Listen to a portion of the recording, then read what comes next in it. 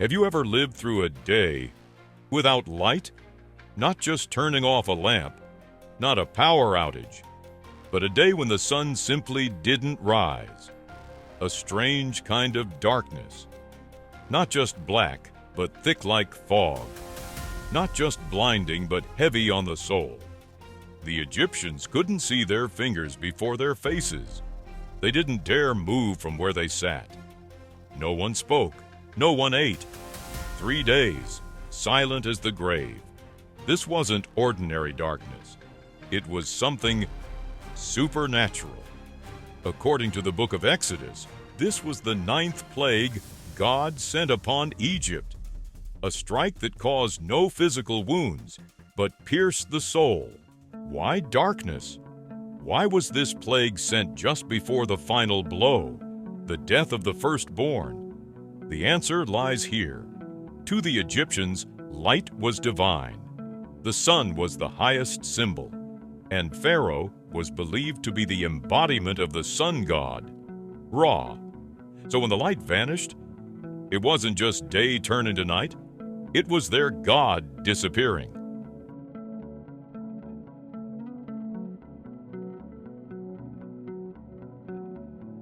Until now, every plague had a clear, visible form. Water turned to blood. You could see it. Frogs.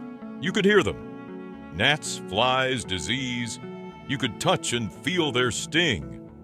But this time there was nothing. Only the absence of light, and that made it the most terrifying plague of all. No war. No corpses. Just an entire nation suddenly swallowed by a thick, paralyzing darkness for 3 days and 3 nights. The Egyptians prided themselves on being a civilization that worshiped the sun. Ra, the supreme god, seen as the source of life, light, order, and protection. Every day, Ra was believed to ride his solar bark across the sky, battling the forces of chaos during the night so that morning could return. But this time, morning never came. Pharaoh, believed to be the son of Ra, was completely powerless. No prayer worked. No magician could bring the sun back. No torch could pierce that strange and living darkness. According to the Bible, this is what God told Moses. Stretch out your hand toward the sky so that darkness spreads over Egypt. A darkness that can be felt. A darkness you can feel? A strange phrase, but enough to tell us. This wasn't an eclipse or fog.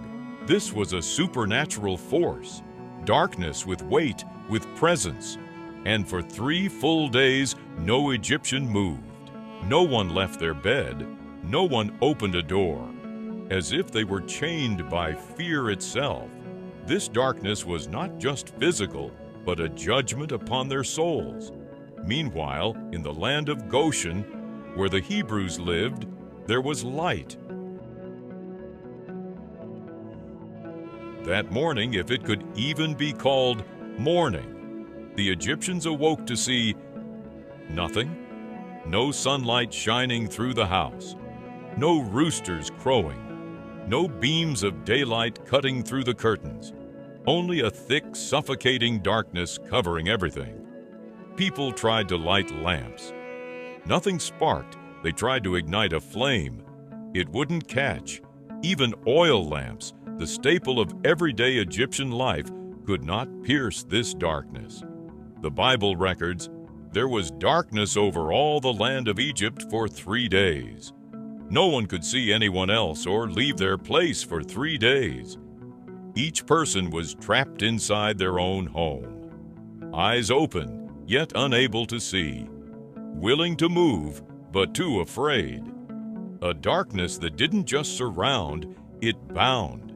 And perhaps the most terrifying part, there was no sound, no children playing, no water is being carried, no crackling fire from the kitchen. A silence so complete, it felt like death itself. No one ate, no one spoke, no one moved. Everyone sat still, not from laziness but from sheer terror. From the wealthy to the slaves, from nobles to commoners, all were pinned down by an invisible force.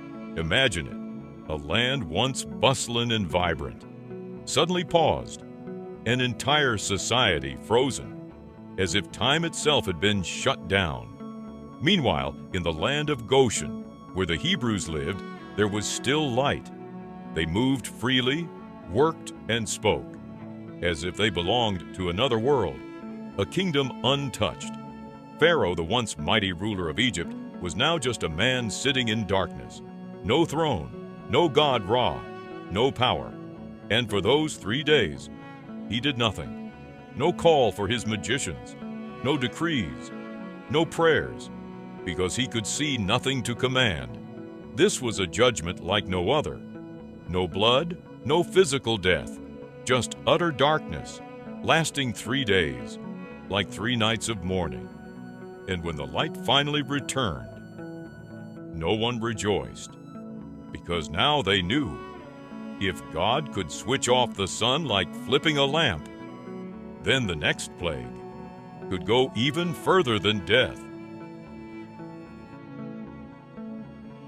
To understand why darkness was such a terrifying plague to the Egyptians, we must first understand one essential truth. Light was the very heart of Egyptian religion.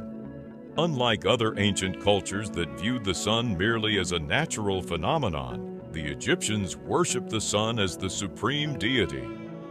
Not one among many, but the chief of all, Ra, the heart of Egypt. Ra, the sun god, was the king of the gods. He was not only the source of light, but the source of life. The Egyptians believed when the sun rose, Ra sailed across the sky in a sacred boat.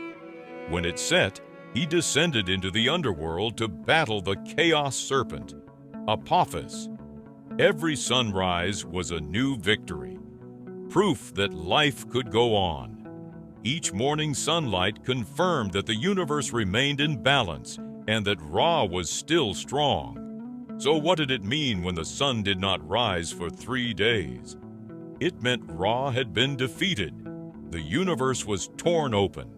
The scale between order and chaos had tipped toward darkness.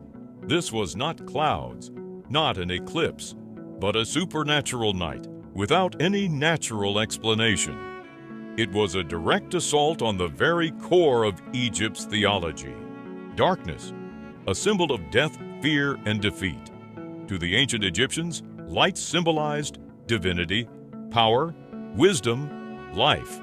By contrast, darkness represented chaos, the underworld, death and evil. No light meant no divine protection, no afterlife, no identity or place in the cosmic order. Darkness was Egypt's oldest enemy, and this time that enemy won. Pharaoh, the son of light. Now drowned in darkness, Ra was not the only one who fell. Pharaoh, believed to be the son of Ra, was also exposed. In Egyptian belief, the king represented Ra on earth.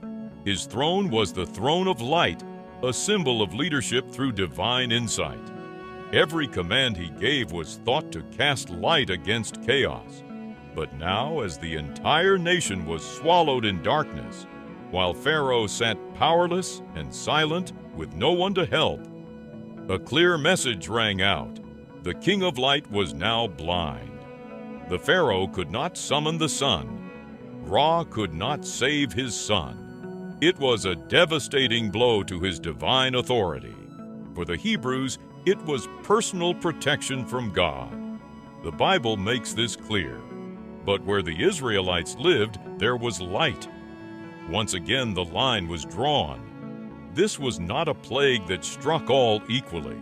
It was a targeted judgment, those in light and those in darkness. For them, this was a miracle, a reminder that when the world is swallowed in terror, God still shines a path for His people. No blood was shed, no battles fought.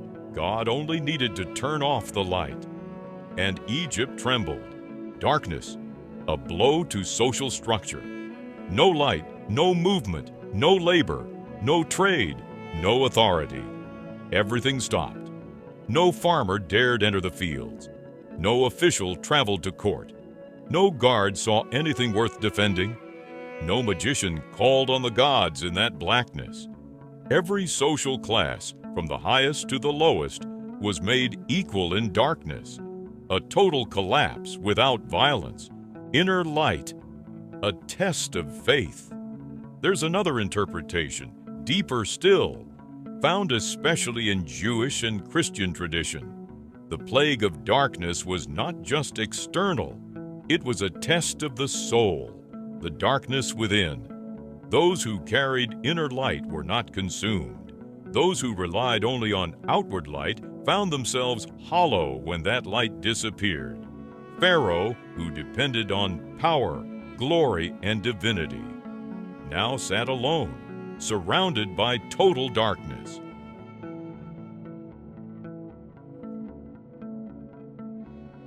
The Bible describes the 9th plague as a dense darkness covered all of Egypt for 3 days. No one could see each other or move from their place for 3 days. A scene like midnight in the middle of the day.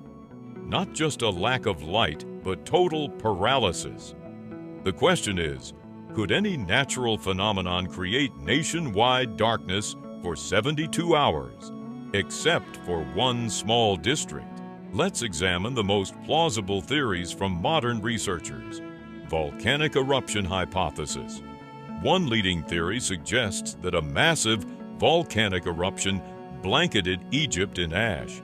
Evidence: around the 16th century BCE, the Thera volcano, modern-day Santorini, Greece, erupted violently, one of the largest eruptions in human history. Ash from Thera could have traveled hundreds of kilometers, covering the eastern Mediterranean, including Egypt. Thick volcanic ash can block sunlight entirely, turning day into night for days. Some ancient Egyptian texts describe a time when the sky was covered and no light could be seen on the earth. However, Thera is about 700 kilometers from Egypt. There is no definitive archaeological proof that its ash reached Egypt at the time of the Exodus. So while compelling, this theory lacks conclusive evidence. Extreme sandstorm or dust storm hypothesis. Another Earth-based possibility is a massive dust storm, commonly known as a Khamsin, that engulfed Egypt. What happens when such a storm hits? The sky turns red, then pitch black. Air becomes thick, nearly unbreathable. Fine dust enters every crevice and clogs lungs. Daily life grinds to a halt. Visibility is zero. Such storms still occur in the Middle East and North Africa today. However, for one to last 3 days, a rare convergence of meteorological conditions is needed. Some scientists propose that if the Thera eruption, or an earthquake, disrupted wind patterns, it could have triggered an unusually long storm. Pros: fits Egypt's arid geography. Cons: does not explain why the Israelites still had light. Total solar eclipse. Plausible? Some casual theories suggest it was a solar eclipse. However, a total eclipse lasts only minutes, not 3 days. It does not produce tangible darkness that paralyzes movement. Eclipses are visible across large areas, not exclusive to Egypt. This theory is easily ruled out. Archaeology. Any Egyptian records? Few Egyptian records mention plagues because Egyptians rarely documented failure. However, some indirect references exist. The Ipuwer Papyrus, a strange lamentation. Believed to date from the transition between Egypt's Middle and New Kingdoms, it says, "The day cannot be distinguished from the night. No one sees their own shadow. The hearts of men are confused, like those who've lost their way." Though it doesn't state 3 days of darkness outright, these descriptions are strikingly aligned. Tomb inscriptions speak of the terror of the never-ending night. Mentions of Apophis, the chaos serpent of darkness, increase in mythological texts from unstable periods. Some scholars believe these are mythologized echoes of real events. Why only Egypt, not Goshen? This is where scientific theories stumble. How could a natural disaster darken all of Egypt but spare Goshen? Two possible answers. Theological view. This was a selective miracle, like previous plagues. Geographical theory. Goshen may have been in a lower or more protected valley, shielded from wind and dust, or simply had different environmental conditions due to its sparse population or irrigation layout. Conclusion. No single theory fully explains the 3 days of darkness, but combining elements, a volcanic eruption, creating ash, strong winds, spreading it across Egypt, terrain variation, allowing light to remain in Goshen, could produce an extreme event, remembered as a miracle, whether caused by ash, dust, or the supernatural. One thing is certain. In the eyes of the Egyptians, the god Ra had been defeated. In ancient Egyptian tradition, one truth was absolute. The day belonged to Ra, the sun god. Darkness was the domain of Apophis, the giant serpent, the symbol of chaos. Each day, Ra sailed the solar boat across the sky, carrying light, life, and order. Each night, he battled Apophis to bring back the dawn. But the 9th plague shattered all those laws. 3 days, no Ra, no sun, no victory. In the minds of the Egyptians, Ra had been slain. When darkness is no longer night, this wasn't just a lack of light, it was a lack of life. No glimmer of hope, no motion, no answered prayer. No one left their place for 3 days. Exodus. They didn't dare. They didn't know where to go. They didn't know who else was alive. Lamps were useless. Fire couldn't light even a few steps ahead.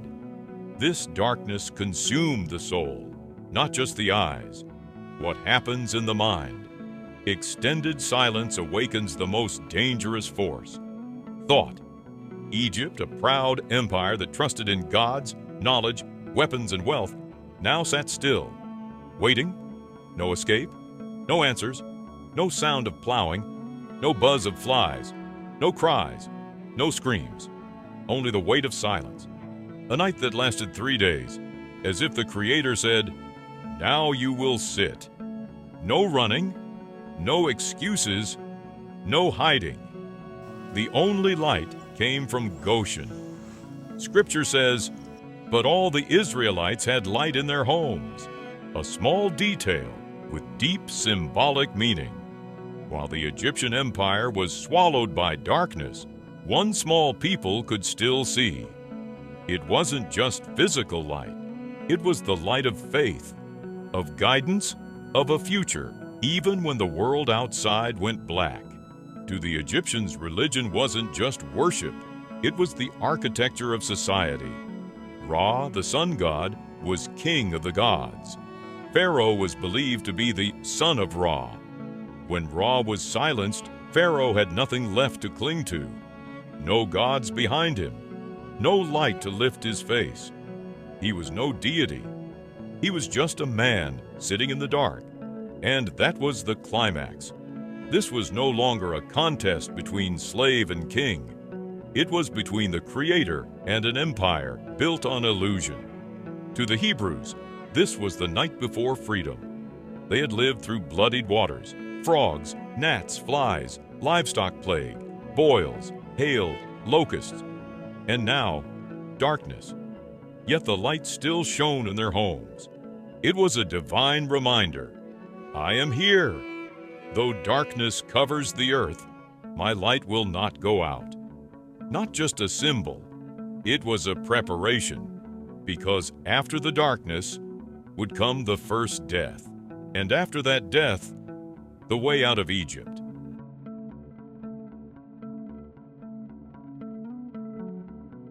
Nine plagues, 9 wake-up calls.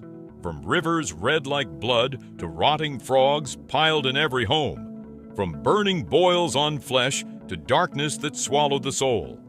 Egypt had been drained, nature upended, gods humiliated, the economy crushed, and now even light extinguished. Nothing left to hold on to, no illusions left to believe in. Only one quiet question echoed in every Egyptian's mind. Were we wrong? And what about you? Have you ever sat in darkness? Not because the power went out, but because you lost your way? No longer knowing what to cling to, no longer hearing the voice of God or even your own. The ninth plague wasn't meant to kill. It was meant to stop, to make us pause, to reflect on everything we once called secure, but was only a shadow all along, a subtle warning before the final blow. If you're wondering why this series of plagues is told in such vivid detail, remember, the Bible is not just history, it's a mirror. You might be Moses, faithfully following the call, or Pharaoh, hard-hearted, resisting to the bitter end. And if this series is stirring something in you, don't wait for the darkness to pass before you act. Subscribe to this channel now so you don't miss the 10th plague, where death reaches into every household. This is no longer a battle of gods. It's a war between freedom and destruction. Are you ready?